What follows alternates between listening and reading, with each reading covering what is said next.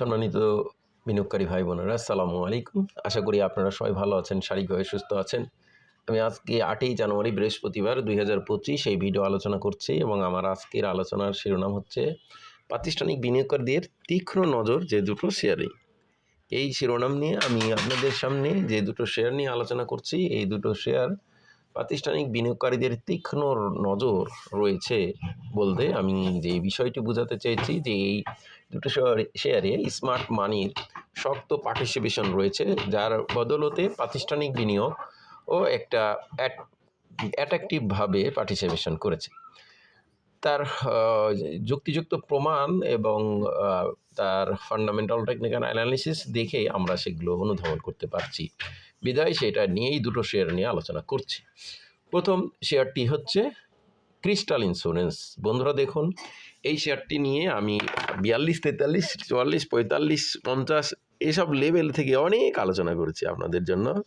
Crystal insurance, যারা আমার চ্যানেলে নিয়মিত দর্শক, যারা আমার ভিডিও নিয়মিত দেখে থাকে, তারা কিন্তু জানে এই বিষয়টি।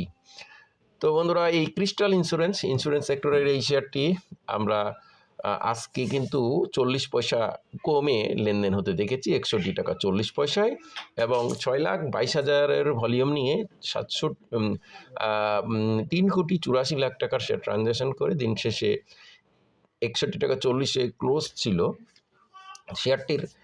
আপনারা যদি দেখেন যে উল্লেখযোগ্য বিষয়, শেয়ারটি কিন্তু 42 লেভেলে চলে এসেছিল। আপনারা দেখছেন গত 13ই নভেম্বর শেয়ারটি 42 টাকা 20-এ নেমে গেছিল।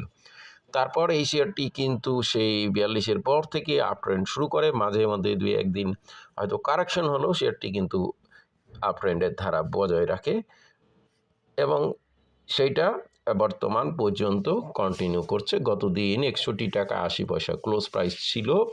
ইতিপূর্বে এই শেয়ারটি তার পূর্ববর্তী ক্লোজ ভ্যালুর রেজিস্ট্যান্স ব্রেকআউট করেছে। এখন এইটা 64 টাকা 80 পয়সা বা 65 টাকার একটা ভ্যালু ক্রসের অপেক্ষায় আছে। এই ভ্যালুটা ক্রসের হলেই শেয়ারটি কিন্তু একটা অজানা গন্তব্যে যাওয়ার একটা জোরালো সম্ভাবনা উঁকি দিবে। তো বন্ধুরা, এই ক্রিস্টাল ইন্স্যুরেন্স সেক্টরের এই শেয়ারটি আমরা ইতিপূর্বে অনেকবার আলোচনা করেছি। যারা চ্যানেল নিয়মিত তারা জানেন। আমি আবারও বলতে চাই, বিষয়টি বললাম। এবং দেখুন, এই ডিসেম্বর ক্লোজিং শেয়ারটি বর্তমানে একটা যৌক্তিগত কারণ আছে, যেহেতু সামনে ডিসেম্বর ক্লোজিংয়ের ডিভিডেন্ড মৌসুম, সুতরাং ইন্স্যুরেন্স সেক্টর, ব্যাংক সেক্টর, এগুলো ফাইন্যান্স, এগুলো ডিসেম্বর ক্লোজিং। সেহেতু ব্যাংক এবং ফাইন্যান্সের আমরা অনেক নইবার নেগেটিভ নিউজ আমরা দেখেছি। সেই ক্ষেত্রে ব্যাংকেরও অনেক বিগ পেড অফ, সেক্ষেত্রে ব্যাংকের চাইতেও আমি মনে করি ইন্স্যুরেন্স সেক্টরের প্রতি স্মার্ট মানির আকর্ষণ বেশি। তো এই জন্য আমরা আজকে ওই ক্রিস্টাল ইন্স্যুরেন্স, আমাদের যে চলমান আলোচনার ধারা সেটা বজায় আছে। বর্তমানে ফান্ডামেন্টালি কিন্তু স্ট্রং পজিশন, 4,40,00,000 শেয়ার, ইপিএস 3 টাকা 53। থার্ড কোয়ার্টারে ইপিএসের গ্রোথও আছে 84 পয়সা থেকে 87 পয়সা। ডিভিডেন্ড হিস্ট্রি গতবারের ভালো। পি রেশিও 17.39, যা সেফটি বিনিয়োগযোগ্য পি, লোন মার্জিন বলবৎ রয়েছে। এখন এই শেয়ারটি ওয়েটিংয়ে আছে যে 65 টাকার রেট, এই রেটটা ওপরে নতুন করে ক্লোজ ভ্যালু করতে পারছে কিনা।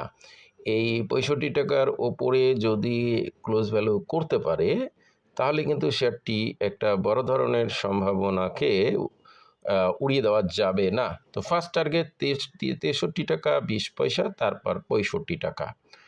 এই দুটো রেট ক্লোজ ভ্যালু যদি করতে পারে, তাহলে কিন্তু শেয়ারটি তার নির্দিষ্ট গন্তব্যে অনেকখানি এগিয়ে যাওয়ার সম্ভাবনা আছে। এরপর আমরা দ্বিতীয় শেয়ারটি আলোচনা করব। এই শেয়ারটিও আমি আপনাদের সামনে 16 লেভেল থেকে আলোচনা করেছি, আলোচনা চলমান আছে। এবং আপনারা দেখছেন এই শেয়ারটি বর্তমানে মনু ফ্যাব্রিক, এই ফ্যাব্রিক টেক্সটাইল সেক্টরের শেয়ারটি 31,95,000 আজকে ভলিউম নিয়ে 6,79,00,000 টাকার শেয়ার ট্রানজ্যাকশন করে 80 পয়সা বেড়ে 21 টাকা 30 ক্লোজ প্রাইস ছিল, যে 3.90% ইনক্রিজ করেছে। আজকে যে শেয়ারটি 21 টাকা 60 যে হাই প্রাইস ভ্যালু ছিল, এই ভ্যালুকে কিন্তু ক্রস করেছে, করে সরি ৳21.60 আজকে হাই ভ্যালু ছিল, সেই ভ্যালুর কাছাকাছি ক্লোজ করেছে। এটা একটা ভালো দিক এবং এই শেয়ারটি আমরা রিসেন্ট টাইমে ৳21.20 এর একটা আ দেখছি রেজিস্ট্যান্স ছিল ক্লোজ ভ্যালুর, সেটাকে কিন্তু আজকে ক্রস করে 21.30 এ ক্লোজ হয়েছে।